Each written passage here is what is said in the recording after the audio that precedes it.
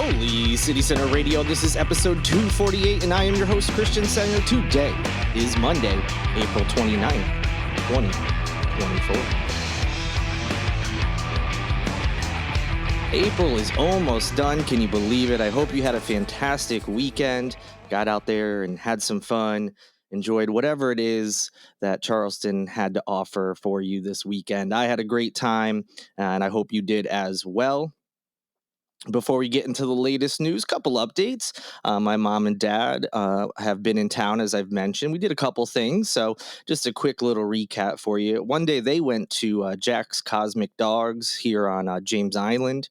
I don't know if it was their first time ever having it. They may have years ago at one of the old locations, but they went to the one that just opened on James Island. Both said they really enjoyed it, thought it was very good food. They both got hot dogs, of course. That's what you have to get when you're there. Not that there's too many other options outside of that, but they got a few other things.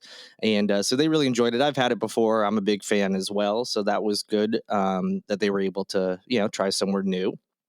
Then one day we were running errands, doing a few different things, and we decided to stop at the Crab Shack in West Ashley. I hadn't been there years to any of the locations. So that one specifically, I haven't been to in a long, long, long time. And I think they've been to maybe like the one on Folly before, but they also hadn't been in a bit. So we decided, hey, what the heck? Let's stop there. Everything was good. Nothing crazy. It's still, if you've ever been to them before, the routine, what they're all about. They've been around this area for a long, long time. And it was good. We enjoyed it, and had a few different dishes. Everything came out well, and it was good. In addition to that, the reason I didn't join them at Jack's Cosmic Dogs is because I was on my way to a show that evening. I went to Daniel Island. My first and maybe only show I'm going to at the Credit One Stadium this year. I don't think I have plans for any others. That may change, but went out to see the Postal Service with Death Cab for Cutie. For those who are unaware, the lead singer is the same for both bands. It's Ben Gibbard. And back in 2003, for those of you who remember, both Death Cab for Cutie and the Postal Service came out with albums. And of course, the Postal Service one, especially, eventually blew up with the song Such Great Heights. It became really popular. It was hard to, get away from that song. It was on radio. It was on the whatever streaming services were available at that time. It was on TV. It was everywhere. And so I'm sure even if you're not familiar with either band, really, you probably remember that song. It still pops up in TV shows and movies and things. So in any event, it was sort of a joint tour, but obviously it's mostly the same band. There are some different members for each set, but kind of the same idea, even if the genre is a little different. But they are celebrating essentially that 20th anniversary of both of those albums coming out. So the bands played the albums in their entirety from start to finish as kind of like a celebration and, anniversary, just marking that 20th anniversary. So that was fun.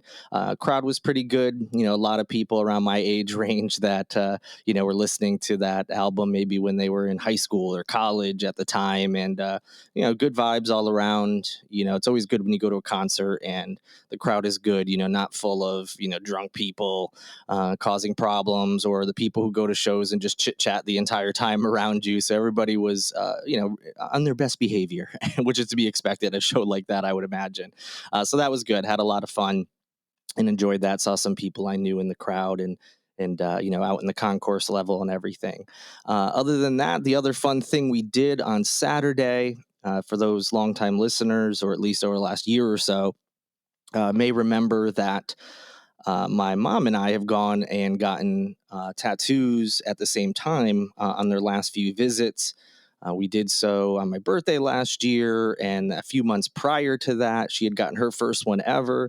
And so it was fun not only to be there when she was getting her first ever tattoo, but just to, go with your mom to a tattoo parlor is a lot of fun. And so we made our third trip in total.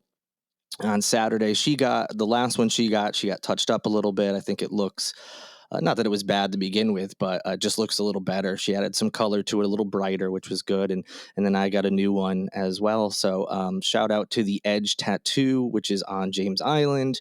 It's that little building right in front of what used to be White Duck Taco, and then was the Roost and Charleston Sports Pub, and is now Locals. Um, so if you're familiar with any of those businesses in that bigger building, it's that small little building in front of it. Ricky Miller is the owner of it. Super nice guy. He's always been really accommodating to myself and my mom each time we've gone. He's really nice, and just really appreciate him and his team. He did our last two tattoos, but another artist there, Lexi, helped us this time, and she just as nice and was really accommodating and helpful, and we're both really happy again. Now that we've been there 3 times, and been super happy with them each time. We'll certainly be going back. So if you're looking to get a tattoo ever, we both recommend checking them out. There's a link in the show notes if you want to learn more, but just a really comfortable place. It's a smaller building. It's not one of the bigger shops in town. So you may want to set an appointment depending on, what kind of work you're trying to get done, but they do take walk-ins on Saturdays, especially is like their big walk-in day. But it's always good to get an appointment so you have a time frame in mind. So big shout out to them and big thank you. We really appreciate them. And with that, let's get into the latest news. So the College Lodge, which is that building located at 159 Calhoun Street, it used to be the Downtowner Motor Inn years and years ago. That building, since I think the 1960s, has been a housing option for College of Charleston students. So if you're still not familiar with it, if you're coming from downtown, say from James Island, you're coming off the connector, you just stay on Calhoun. It's that building that's right across the street from the Francis Marion Hotel. And it's become even more noticeable over the last few years because there is a gigantic mural that was painted by a Charleston native, actually, Shepard Ferry. He painted that gigantic mural that's on the side of that building. For those who don't know Shepard Ferry, he's famous for a few different things, specifically street art. It started with the Andre the Giant Has a Posse, if you remember that whole thing. That was kind of like a meme before there were memes. And then most of you probably remember the Barack Obama Hope posters when he was running for president. He's behind those. But in any event, he painted a few murals around town, I don't know, 6 to 8 years ago now, maybe, and that was one of them. So it's become an iconic building for the way, even before that mural, just the way it looks, the fact that it's been around for a long time. There's not many buildings of that style around. Well, there's been talks of demolishing it. The College of Charleston wants to get rid of it and build different housing on that property. And some people, of course, whether they lived there when they were students or just like seeing that building as they're traveling downtown, don't want it demolished. Well, on Wednesday, the Board of Architectural Review from the city of Charleston voted 2-1 to approve the demolition. Now, although it's approved, there's no timeline of when it'll happen, and there's always a chance it still doesn't, but it has been approved, so the process can continue on. So there is a gentleman by the name of Robert Summerfield. He's the director of planning, preservation, and sustainability for the city of Charleston. And he said the building is one of the last examples of a mid-century modern style that's located downtown specifically. And he thought, based on the city's ordinance, that it didn't meet the recommendation for demolition. He says that the architectural, cultural, and contextual elements are too positive to warrant that demolition. And he suggested that instead of that, maybe they renovate the entire interior of the building instead, because this is an older building. I've never been inside, but some people who have said it's not the best quality. There's some things that definitely need work. And so that's what was recommended. Save the building, go inside, fix the problems, renovate it, but just keep, the outside and the general gist of that building still standing. Well, the board decided that it was okay to demolish it and didn't take that recommendation. Now, regardless if it actually does get demolished or not, as I mentioned, the college still plans on keeping it as a dorm. So if they do decide ultimately to keep it there, it'll remain as it has. But if they do demolish it and build something in its place, it will be student housing. A new building, just in case you're wondering, it would cost about $31.4 million. That was according to what was said at that Wednesday meeting. So for the College of Charleston's part, they're not just trying to demolish a building that's old just because they don't like it. They say they're concerned about the structural integrity of the building, but other than that, they really haven't made any additional comment. They're waiting for the Board of Architectural Review to go over their plans, and again, there's still a chance it doesn't get demolished, but we'll see what ends up happening. Regardless of that project, there are some other housing options that are in the works. As City Council has already approved plans to replace the YWCA downtown with a new dorm. So there are going to be some different housing options regardless of what happens with that space. And as I mentioned, for now, there's no timeline when College Lodge will be demolished. It seems like it is going down that path, even though I'm saying there's still a chance it won't. In all likelihood, it will be based on this approval, but you never know what will happen. But as I said, no timeline at this moment. And obviously, when that changes, I'll be sure to let you all know. Do you remember former Charleston City Council member Harry Griffin? Longtime listeners or followers of Holy City Center, especially on Twitter, will know that I was no fan of Mr. Griffin. A lot of his decisions and takes while he was on City Council irked me, to say the least. And I was happy when he ultimately lost an election. Now I think I think it was 2 years ago now. So he's been off city council and has essentially been out of the news. He hasn't, at least publicly, made any announcements about anything he may be doing related to politics or anything else. It just seemed like he went back to, he had obviously a day job and other stuff going on outside of city council and just went back to that. Well, he's back in the news, although he would probably wish he wasn't, as he has been accused of several ethics violations.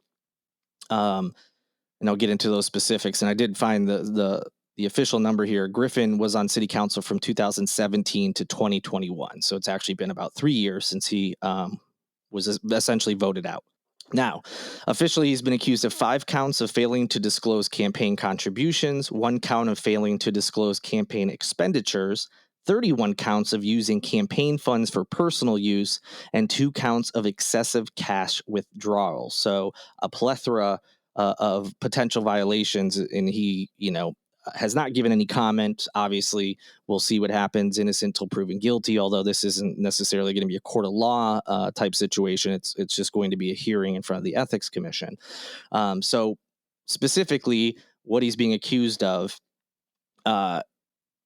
in terms of dollar amounts, he is being accused of failing to report between $300 and $542.64. Yes, it does get that specific.